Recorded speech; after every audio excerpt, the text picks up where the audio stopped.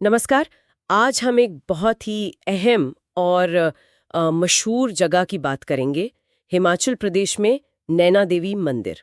जी नमस्कार। नैना देवी बिल्कुल एक महत्वपूर्ण शक्तिपीठ। हाँ, तो हमें जो जानकारी मिली है वो एक लेख के कुछ हिस्सों से है। नैना देवी मंदिर हिमाचल का शक्तिपीठ, और हम कोशिश करेंगे कि इसी के आधार पर इस जगह को समझें। बिल्कुल, मकसद यही है कि ये शक्तिपीठ क्यों इतना खास है, इसके पीछे की कहानी क्या है, मान्यताएं क्या हैं और आज क्या महत्व है इसका। और ये है भी बड़ी खूबसूरत जगह पे। सुना है पहाड़ी पर गोविंद सागर झील दिखती है वहां से। जी हाँ बिल्कुल, नैनाधर पहाड़ी पर है ये मंदिर और हाँ, 51 शक्तिपीठों में से एक गिना जाता है इसे। हम्म, तो चलिए शुरू करते हैं। सबसे पहले ये जगह ठीक ठीक कहाँ है, मतलब लोकेशन, और पहुंचना कैसे है? ये हिमाचल प्रदेश के बिलासपुर जिले में है, नैनाधर पहाड़ी पर। अच्छा, बिलासपुर। जी, पास में शहर पड़ते हैं आनंदपुर साहिब, कीरतपुर साहिब, रोपड़ भी पास ही है। ओके। और अगर किसी को जाना हो तो? रास्ते रास्ते ठीक है, सड़क से तो बढ़िया कनेक्टिविटी है। चंडीगढ़ से, बिलासपुर से, ऊना, शिमला सबसे जुड़ा है। हम्म। और अगर ट्रेन से आना हो तो आनंदपुर साहिब या कीरतपुर साहिब, ये पास के स्टेशन है। ठीक है। और हवाई जहाज से तो चंडीगढ़ एयरपोर्ट सबसे नजदीक पड़ेगा, करीब 100 किलोमीटर। 100 किलोमीटर, ठीक है। अब आते हैं सबसे अहम बात पर, इसका पौराणिक महत्व। आपने कहा शक्तिपीठ है, जी तो नैना में भी नाम क्यों पड़ा, और शक्तिपीठ क्यों? क्या कहानी है इसके पीछे? हाँ, ये कहानी काफी अहम है।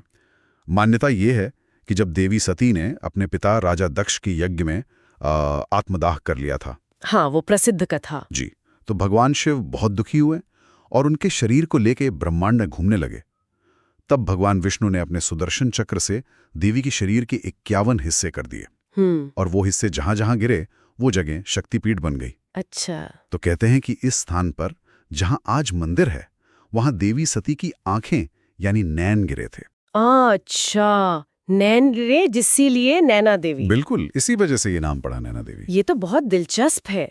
अच्छा, तो मंदिर के अंदर गर्भगृह में पूजा किसकी होती है, और भक्त लोग क्या मानते हैं, क्या मन्नतें लेकर आते हैं? मंदिर का जो मुख्य गर्भगृह है, वहां केंद्र में मां नैना देवी की पिंडी रूप में पूजा होती है। पिंडी रूप में? जी, और उनके साथ ही बाईं ओर भगवान गणेश और दाईं ओर मां काली की मूर्तियां भी हैं। अच्छा। और भक्त भक्त तो हर तरह की कामना लेकर आते हैं। कोई सुरक्षा के लिए, कोई संतान प्राप्ति के लिए, स्वास्थ्य के लिए, बच्चों की परीक्षाओं में सफलता के लिए भी प्रार्थना करते हैं। लोगों का विश्वास बहुत मजबूत है कि यहाँ माँ उनकी मुरादें जरूर पूरी करती हैं। आस्था तो है ही, बिल्कुल। अच्छा, वहां जाने का अनुभव कैसा रहता है? आपने नज़ारे की बात की थी शुरू में। हाँ, अनुभव बहुत अच्छा रहता है। गोविंद सागर झील और आसपास की पहाड़ियों का नज़ारा तो है ही लाजवाब। मंदिर तक पहुंचने के लिए सीढ़ियां हैं 100 से ज्यादा। अच्छा, चढ़ाई है मतलब? हाँ, थोड़ी चढ़ाई है, लेकिन जो नहीं चढ़ सकते उनके लिए केबल कार भी है, रोपवे जिसे कहते हैं। हाँ, उड़न खटोला। जी, उड़ान खटोला। और पालकी की सुविधा भी मिल जाती है। ठीक है। मंदिर परिसर में काफी चहल पहल रहती है। दुकानें हैं, घंटियों की आवाज, मंत्रोच्चार, एक अलग ही आध्यात्मिक माहौल होता है। और खाने पीने का? हाँ, वो भी। यहाँ नियमित रूप से लंगर चलता है, मतलब सबके लिए निःशुल्क भोजन की व्यवस्था रहती है, सामुदायिक रसोई। ये तो बहुत बढ़िया बात है। जाहिर है इतनी मान्यता है, इतने भक्त आते हैं, तो कोई खास त्योहार या मेले भी लगते होंगे? बिल्कुल लगते हैं।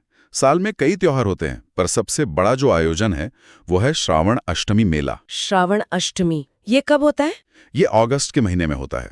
8 दिन चलता है ये मेला और लाखों लोग आते हैं। बहुत बड़ा मेला लगता है। लाखों लोग? बाप रे। जी। इसके अलावा जो नवरात्रि होती हैं, चैत्र नवरात्रि और शारदीय नवरात्रि, दोनों में ही बहुत भीड़ होती है। बड़े धूमधाम से उत्सव मनाए जाते हैं। और दुर्गाष्टमी का दिन भी बहुत खास माना जाता है। विशेष पूजा होती है, भोग लगता है। वाकई ये सोचना कितना दिलचस्प है कि कैसे एक पुरानी कहानी, भूगोल और लोगों की इतनी गहरी आस्था, ये सब मिलकर एक ऐसा जीता जागता तीर्थ बना देते हैं। सही कहा। जो आज भी, मतलब इतने सालों बाद भी, लाखों लोगों को खींचता है अपनी तरफ।